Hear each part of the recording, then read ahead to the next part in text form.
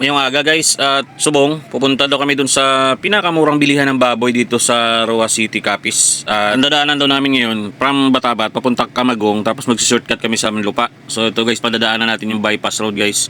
Kaso pag abot sa bypass road, tinawag nila ako. Sabi nila wala daw silang gasolina. Baka daw hindi daw umabot kami sa Bailan, kaya bumalik kami dun sa Tipakla. Ang maganda dito guys, sa Tipakla pa lang dire sa Mayon, mayroon na silang gasoline station pala dito na bago. So unang uwi ko dito, wala pang gasoline station, pero ngayon mayroon na. Pagdating dito guys, tinanong pala ako magkano daw yung tughong full tank, sabi ko. Kala ko sila magbabayad, ako pala. Kaya ito yung masama guys, wala pala tayong cash, kaya dumaan tayo dito sa 7-Eleven. Buti na lang pwede ka makapag-withdraw ng pera dito sa 7-Eleven dito sa Mayon. Ilibre ko na rin sila ng donut dyan na 4 na piraso. Kasi ang sabi sa akin, medyo malayo-layo daw ang biyahe namin. Saan ba yung biyahe natin? Sabi ko, lutod-lutod daw guys. So doon daw kami bibili sa lutod-lutod ng karne ng baboy. At ara na tadi ko ron sa Insanyaga, no? Ara di yung balay sang akon nga kuno miga nga gwapahon sa una. So, joke lang guys ha. Baka magalit tong angkas ko mamaya. Joke lang.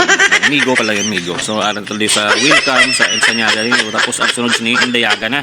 Ang ganda pala ng kalsada dito guys, no? 4 lane na siya. So dati 2 lane lang yan, sobrang liit. Pero ngayon ang ganda na ng kalsada. Ito na guys yung gitnaan ng Insanyagan tsaka Indayagan. So Indayagan yung dinaanan pala natin. Insanyagan na yata itong ano. Iwan ko lang kung ano kasi hindi ko masyado matandaan kung ano na yung mga pangalan ng mga lugar dito. Resulta na siguro guys ang katandaan kasi matagal na ako galing dito. Siguro mga 2000 to, tapos anong petsa na ngayon? 2026. Nabulo bakasyon lang ta pero hindi taga-stay dito. Pansin ko pala guys, so yung kalsada sobrang ganda na. Espalto na talaga yung kalsada. No? Samantala dati, simentado siya pero bako-bako. Yan guys, tingnan mo dito nang galing dito sa dulunan o gitnaan o boundary. Eto na yung kalsada guys, dire-diretso na. Kaya hindi tayo mapigilang bumakbak din ng konti. Habol tayo ng habol dun sa spearhead natin kasi sobrang tulin talaga. Joke lang guys, pinorward ko lang yan guys pero mabagal ang takbo namin dyan. Ipakita ko sa inyo guys kung saan dito yung kinakarirahan. No? Medyo bata pa kami, 16 years old ako. Dito yung part na to. Kada Sabado Linggo, nandito kami. Yan o. Ang dami nagkakarira dito guys. Kasi dire-diretso yan guys. Oh. Tingnan nyo guys. Oh. Yung kabilaan, palayan. Tapos itong lugar na to. Dire-diretso talaga yan. Ang ganda. Ang dami nagkakarira dyan ng araw. Tapos ito ngayon, nandito na tayo sa Bailan. Sinortcut ko na kasi sobrang haba talaga ng video. Kita nyo guys, from Mayon, dito ka uli makapagpaga sa Shell yan, sa kabila sa may Bailan. So meron dyan bilihan ng palengke rin yung gilid niyan. Meron yung mga tindahan ng mga isda.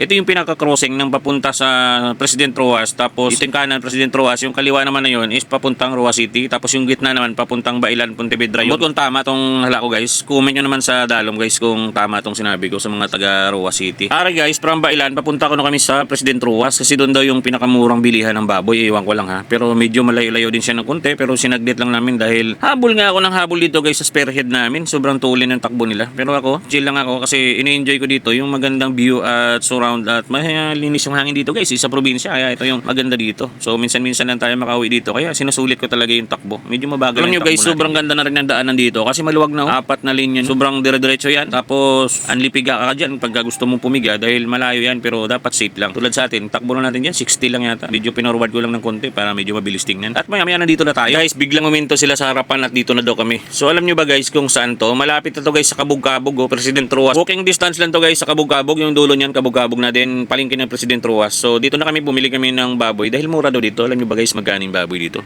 280. Tapos doon sa Mayon 300. So bali nakatipid lang kami ng 20. Parang hindi naman pala baboy yung pinunta namin dito. Parang ride. Pero enjoy ha, masaya kasi nakapunta ka dito uli. Hindi mo sinasadyang makapasyal ka sa President Roas. Medyo kabataan ko guys. Diyan kami nagdadala sa may sentral ng Tubo. Tapos yung tatay ko taga-Gusi. Kaya lagi kami dumadaan dito. Pero ito open area to ha. Parang daanan lang to guys ha. Dito na kami bumili ng baboy. Ang dami rin baboy talaga dyan. No? Mura lang guys to, 80 lang. So sa mga gustong bumili ng baboy, may mga okasyon, pwede dito kay Manong. Bumili kami dyan. Bumili pa ako dyan. Puro laman yung pinili ko dyan kay Manong. Oh. Pinagustuhan lang ako dito guys ni Manong kung ano yung gusto ko. Tinanggal pa yung mga buto doon no, sa karne. So yun nga guys, tapos na kami bumili ng baboy. Uwian na. At ituturo ko naman sa inyo guys yung shortcut dito from President Roas papuntang Batabat, Mayon, Capiz. Ang dadaanan daw namin ito is medyo looban daw to. Medyo bundo-bundukin. At kung nakarating ka sa video na to, maraming salamat sa panonood. Huwag kalimutan mag-like and share. God bless. Stay safe. Babush.